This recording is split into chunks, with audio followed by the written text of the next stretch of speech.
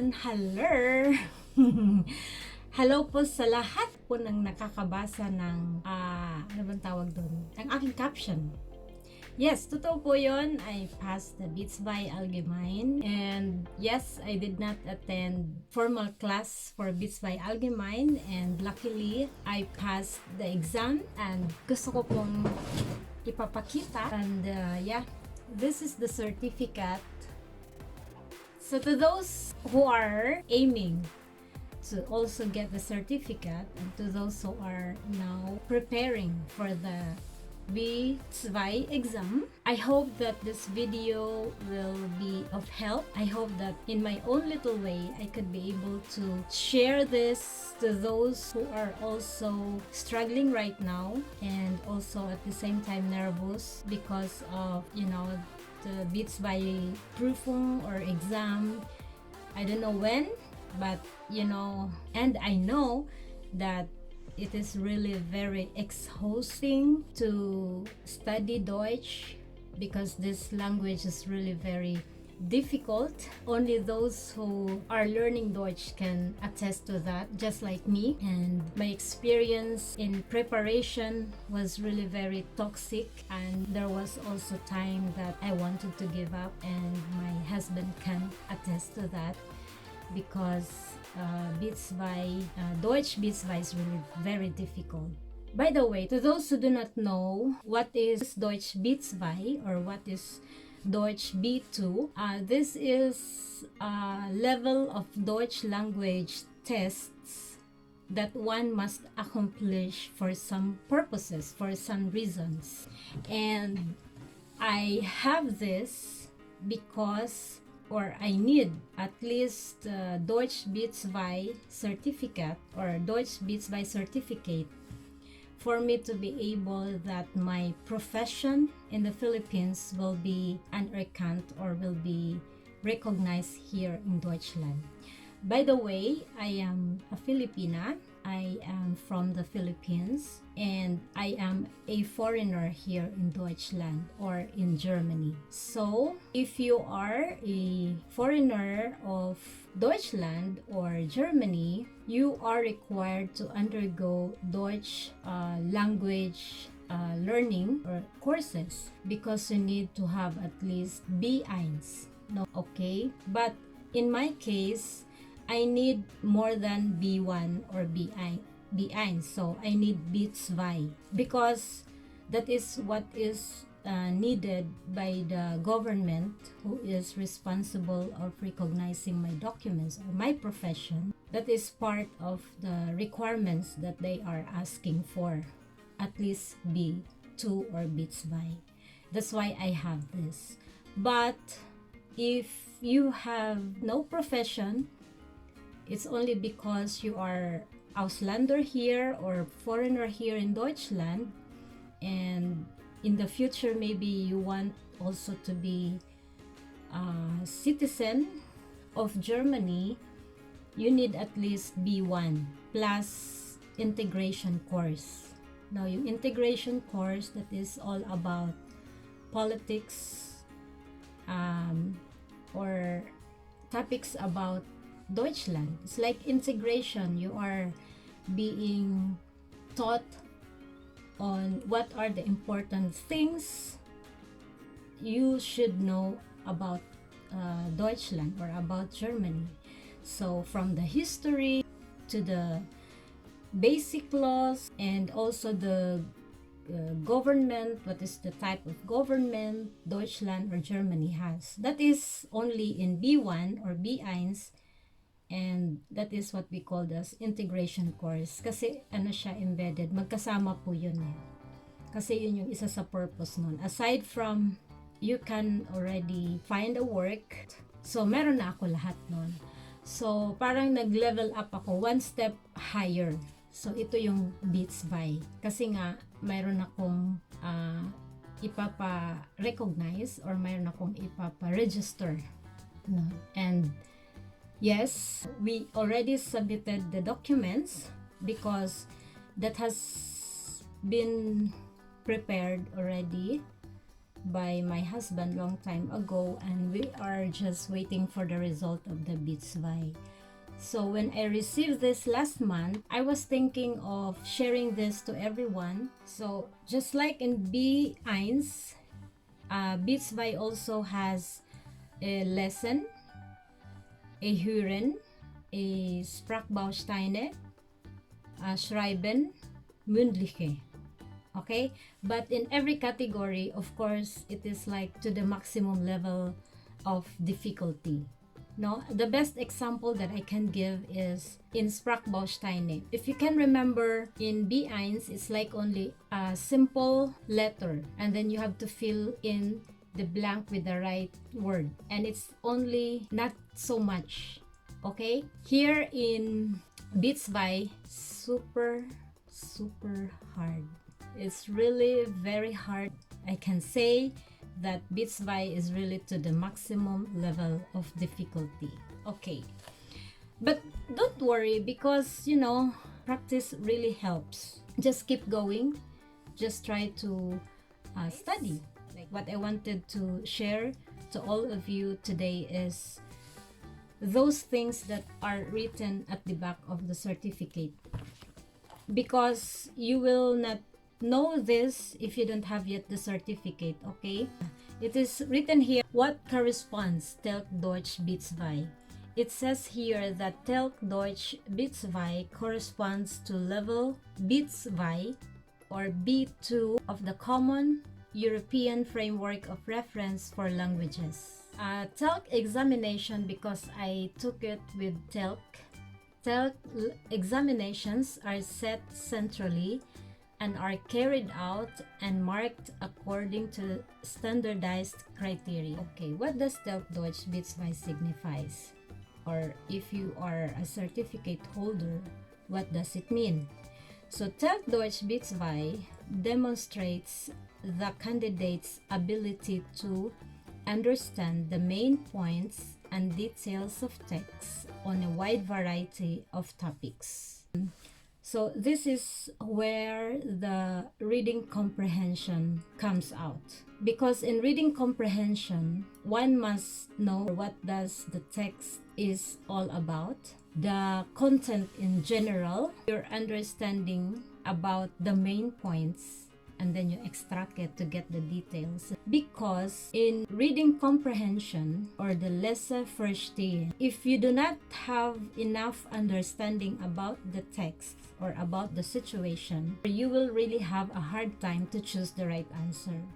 Number 2, understand spoken language, live or broadcast, on familiar and unfamiliar topics normally encountered in personal, social, academic, or vocational life. Here comes the listening comprehension or the Hörverstehen. Just like in reading comprehension, one must determine what's the topic is all about.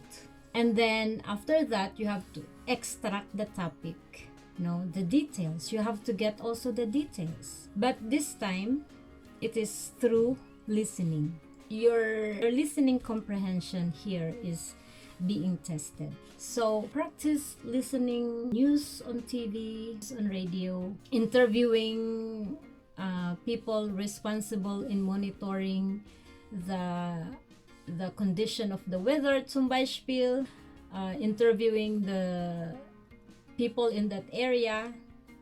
It was really very hard, and because the moment that the one being interviewed answered is really very hard to understand. It's because they're like normal people, so they are using dialect, something, I don't know.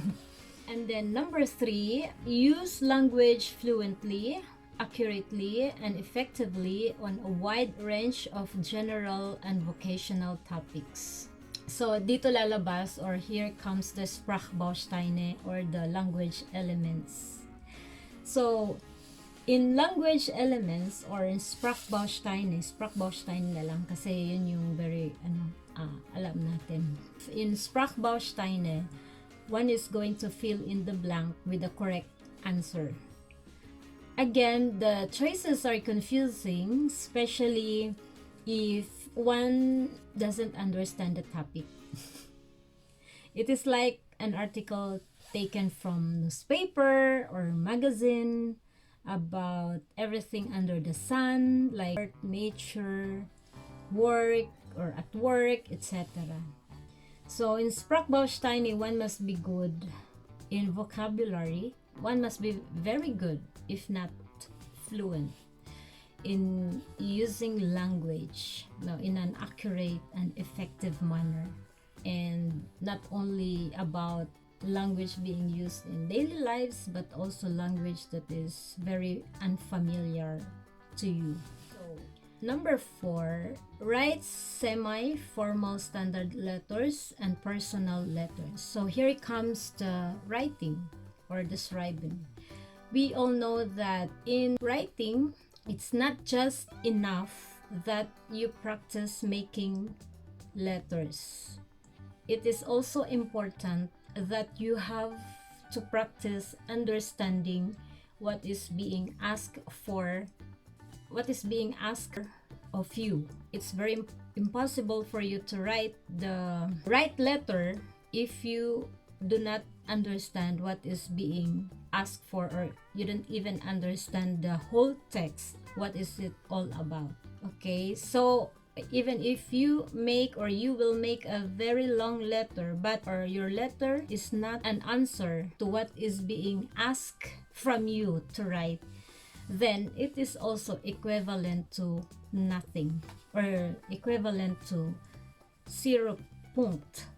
Again, one must first understand what is being asked for, or what kind of letter. For example, are you asked to write a complaint letter, replacement for an absent co-employee or co-worker? And then the last is use a wide range of language connected to his or her field and most general topics. So this is number 5. This is where the mündliche Prüfung is, or the oral exam. Again, one must be good in understanding the context of an article taken from either in a newspaper or magazine and the like. So if you are preparing for the B2, I think it is important also that we practice ourselves to read magazines, try to understand what is being written there, try to identify the main topics, what is it all about, and then you have to say something about it, because that is the part 2 of the exam in mündliche Prüfung. First, you have to present something, and then second is the discussion. So meaning you will be given a time to read an article. I don't know where they will get it. Either from a newspaper or from a magazine, something like that, or a topic about health.